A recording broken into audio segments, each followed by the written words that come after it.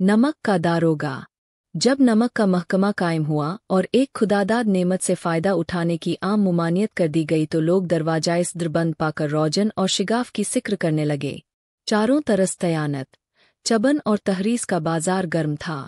पटवारगिरी का मुअज्जज और पुरमुनफ़त ओहदा छोड़ छोड़ कर लोग सीताइनमक की बर्तनदाजी करते थे, और इस महकमे का दारोगा वकीलों के लिए भी रश्क का बाइस था। ये वो जमाना था जब अंग्रेजी तालीम और ईसाइयत मुतरादिस अल्फाज थे। फ़ारसी की तालीम संदे इस्तिसार थी। लोग हुस्न और इश्क की कहानियाँ पढ़ कर आलातरीन मदारिजे ज़िंदगी के काबिल हो जाते थे।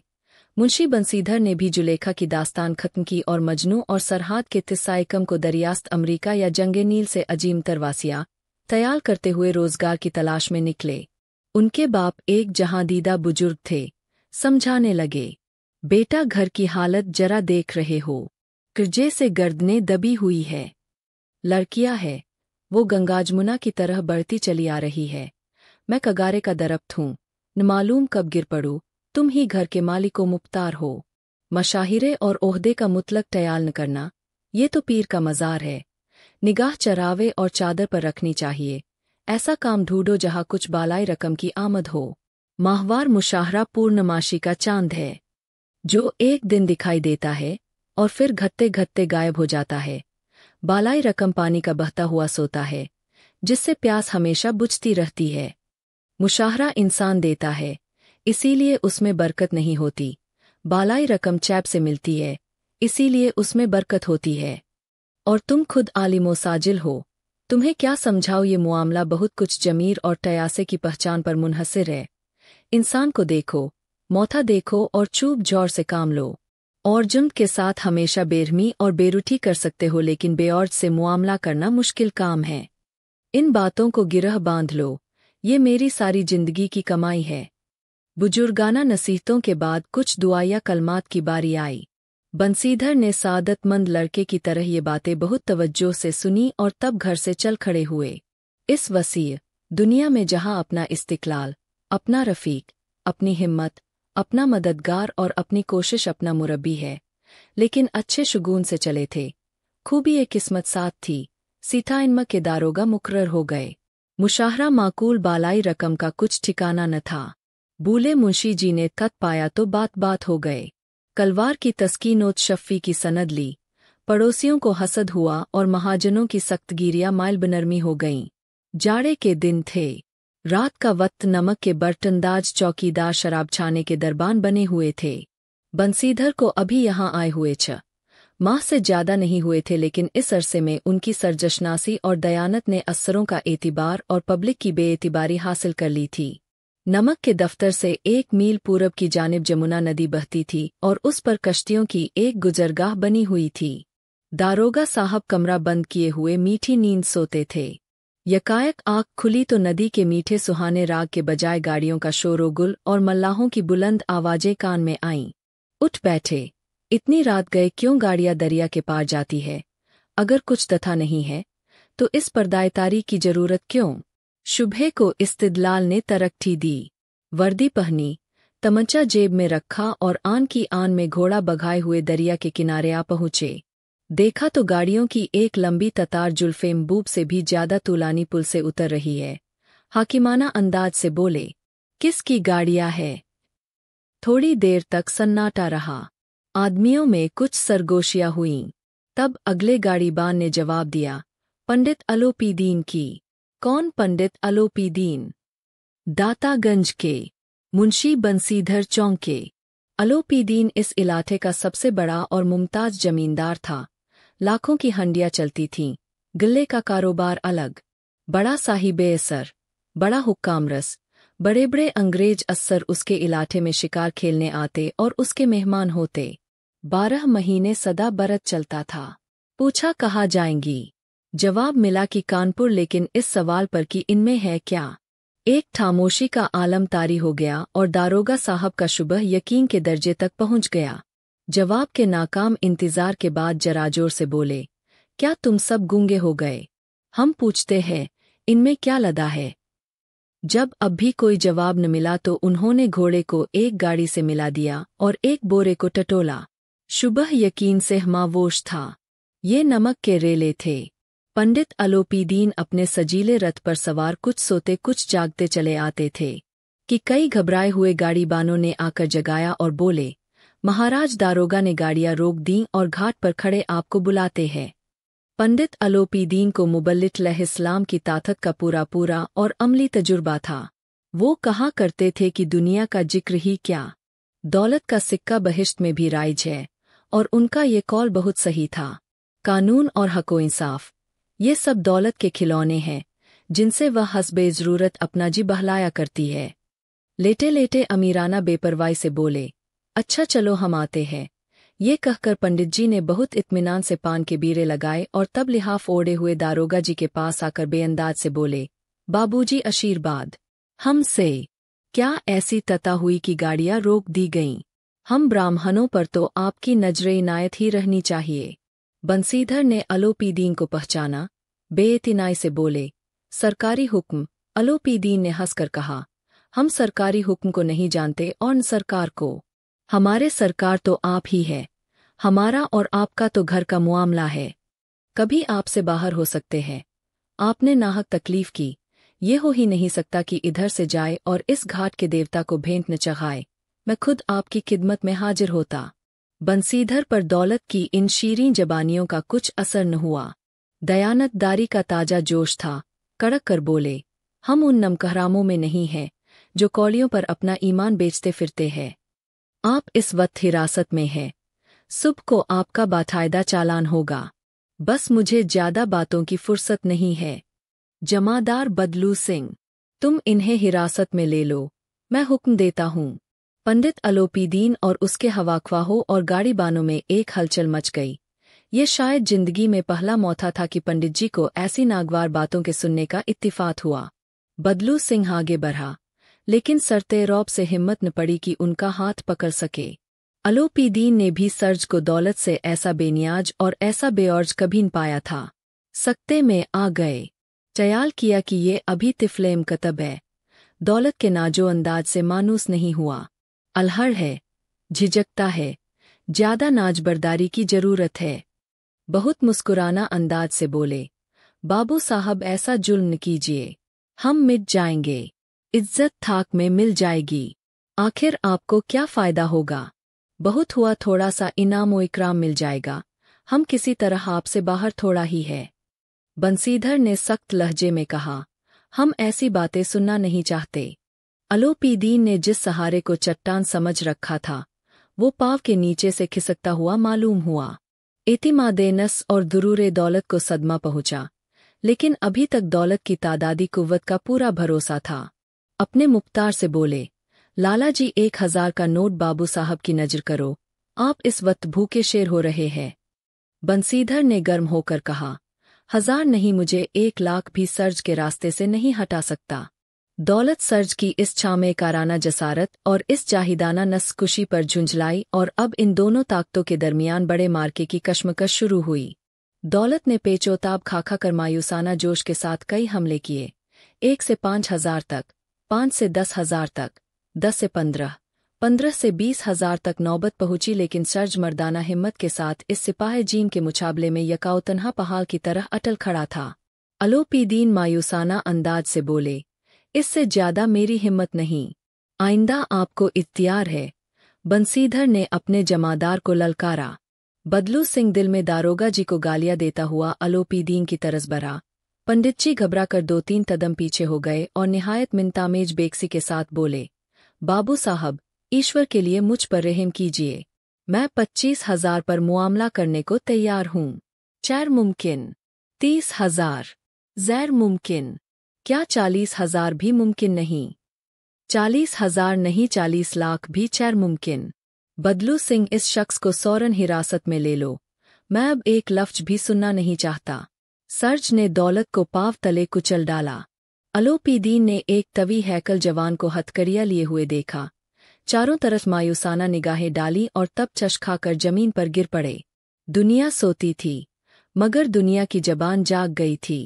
सुबह हुई तो ये वाथिया बच्चे बच्चे की जबान पर था और हर गली कूचे से मलामत और तहतीर की सदाएं आती थीं।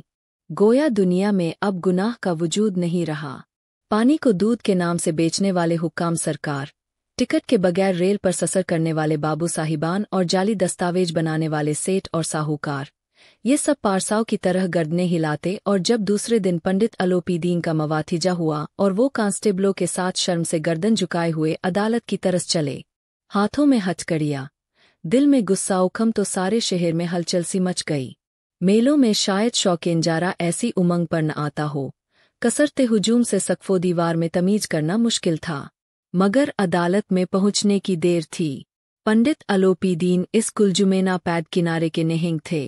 हुक्काम उनके द्रशनास, अमले उनके नियाजमंद, वकील और मुख्तार उनके नाजबरदार, और अर्दली, चपरासी और चौकीदार तो उनके दिरम श्रीदा टुलाम थे। उन्हें देखते ही चारों तरफ से लोग दौड़े। हर शख्स हैरत से अंगुशतबदंदा था, इसलिए नहीं कि अलोपीदीन ने क्यों ऐसा फेल किया, बल्कि वो क्यों कानून के पंजे में आए।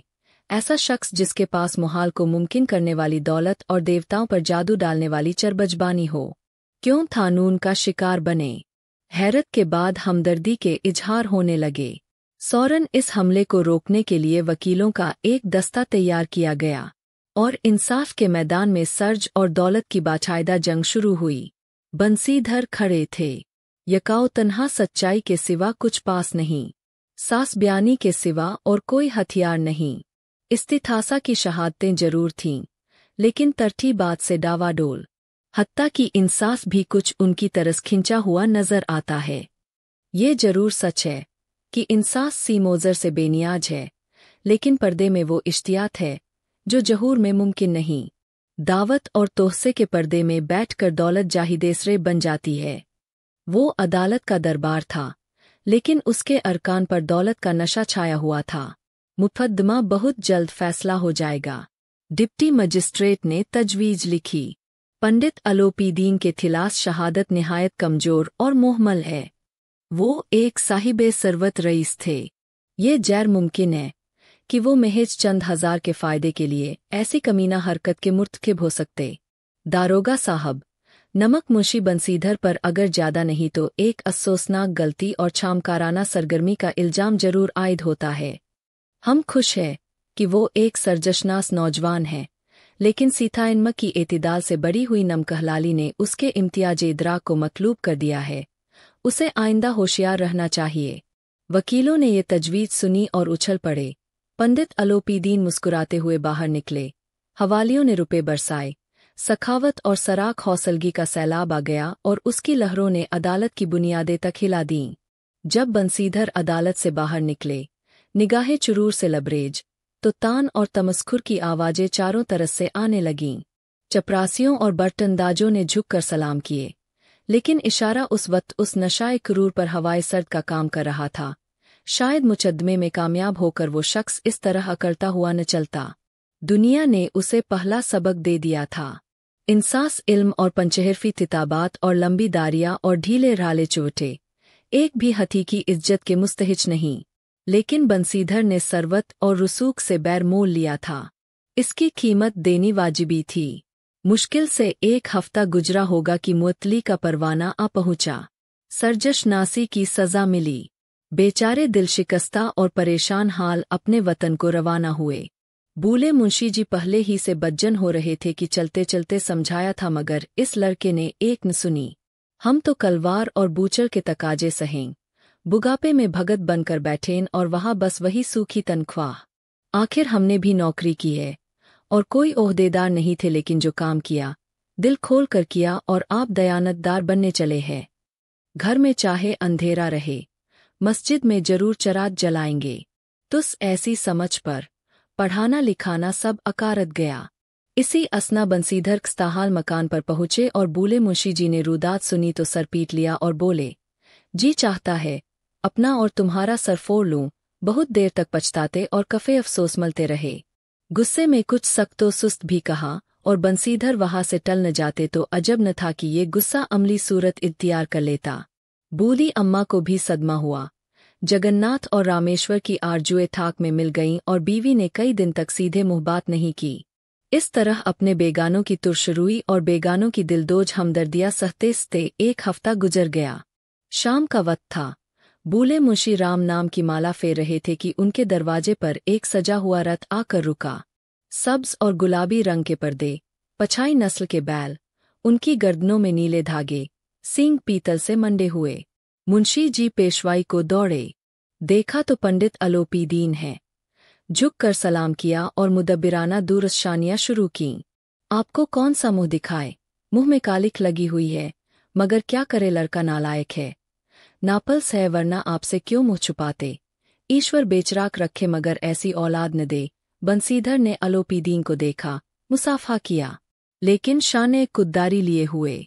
सौरन गुमान हुआ ये हजरत मुझे जलाने आए हैं। जबान शर्मिंदाए माजरत नहीं हुई। अपने वालिद बुजुर्गवार का खुलू सेरवा सख्त नागवार गुजरा। यकायक पंडित जी ने तता एकलाम किया, नहीं भाई साहब, ऐसा न सरमाइए। बूले मुंशी जी की तयासाशनासी ने सौरन जवाब दे दिया। अंदाजे हैरत से बोले, ऐसी औलाद को और क्या कहूँ।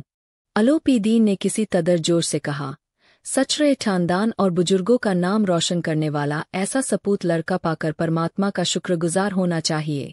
दुनिया में ऐसे कितने इंसान हैं जो दयानत पर अपना सब कुछ निसार करने पर तैयार हों। दारोगा जी, इसे जमाना साजी न समझिए। जमाना साजी के लिए मुझे यहाँ तक तकलीफ करने की जरूरत न थी। उस रात को आपने मुझे हुकूमत के जोर से हिरासत में लिया था। आज मैं खुद बखुद आपके हिरासत में आया हूँ। मैंने हजारों रईस अमीर देखे, हजारों आला मर्तबा हुक्काम से साबिका पड़ा, लेकिन मुझे जेर किया तो आपने। मैंने सबको अपना और कीमती दौलत का गुलाम बनाकर छोड़ दिया। मुझे इजाजत है कि आपसे कोई सवाल करूं। बंसीधर को इन बातों से कुछ खुलूस की बू आई। पंडित जी के चेहरे की तरस उड़ती हुई मगर तलाश की निगाह से देखा। सदाकत की गारी गारी झलक नजर आई। चुरूर ने नदामत को राह दी। शर्माते हुए बोले, ये आपकी जरानबाजी है। सर्ज ने मुझे आपकी बेदबी करने पर मजबूर किया, वरना मैं तो आपकी ताकेपा हूँ। जो आपका इरशाद होगा बेहद इम्कान उसकी तामील में उज्र न करूँगा। अलोपीदीन की इल्तिजामेज निगाहों ने उसे देखकर कहा, दरिया के किनारे आपने मेरा सवाल रद्द कर दिया था, लेकिन ये सवाल पूरा करना पड़ेगा। बंसीधर ने जवाब दिया, मैं किस काबिल हूँ, लेकिन मुझसे जो कुछ नाचीज की खिदमत हो सकेगी उसमें दरेग न होगा।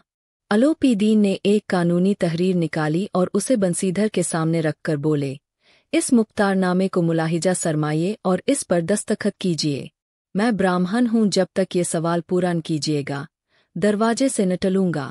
मुंशी बंसीधर ने मुख्तारनामे को पढ़ा तो शुक्रिया के आंसू आंखों में भर आए। पंडित अलोपीदीन ने उन्हें अपनी सारी मिल्कियत का मुख्तार-ए-आम करार दे दिया था। 6000 सालाना तनख्वाह, जेब तर्ज के लिए रोजाना कर्ज अलग, सवारी के लिए घोड़े, इख्तियारात भैरमदूद। कांपती हुई आवाज से बोले, पंडित जी, मैं किस जबान से आपका शुक्रिया अदा करूं कि मुझे आपने बेकरा इनायात के काबिल समझा, लेकिन आपसे सच अर्ज करता हूं कि मैं इतने आला रुतबे के काबिल नहीं हूं। अलोपीदीन बोले, अपने मुँह से अपनी तारीफ न कीजिए। बंसीधर ने मतीन आवाज से कहा, यूं मैं आपका गुलाम हूँ। आप जैसे नूरानी औसाफ बुजुर्ग की खिदमत करना मेरे लिए सच्र की बात है, लेकिन मुझमें न इल्म है, न सिरासत, न तजुर्बा है जो इन ठामियों पर पर्दा डाल सके। ऐसी मुअज्जज खिदमत के लिए एक बड़े मुआमलाफहम और कारकर्दा मुंशी की जरूरत है। अलोपीदीन ने कलमदान से कलम निकाला और बंसीधर के हाथ में देकर बोले, मुझे न इल्म की जरूरत है, न फिरासत की, न कारकर्दगी की और न मुआमलासमी की। इन संग्रेजों के जौहर मैं बार बार परख चुका हूँ। अब हुस्ने तकदीर और हुस्ने इत्तिफाक ने मुझे वो बेभा मोती दे दिया है जिसकी आपके सामने इल्म और सिरासत की चमक कोई चीज नहीं। ये कलम हाजिर है, ज्यादा तअम्मुल न कीजिए, इस पर आहिस्ता से दस्तखत कीजिए। मेरी परमात्मा से यही इल्तिजा है कि आपको सदा वही नदी के किनारे वाला बेमुरव्वत, सख्तजबान, तुंद मिजाज लेकिन सरजशनास दारोगा बनाए रखे। बंसीधर की आंखों में आंसू डबरबा आए। दिल की तंग जरूस में इतना एहसान समा सका। पंडित अलोपीदीन की तरस एक बार फिर अकीदत और परस्तिश की निगाह से देखा और मुख्तारनामे पर कांपते हुए हाथों से दस्तखत कर दिए। अलोपीदीन फतेम सरत से उछल पड़े और उन्हें गले लगा लिया।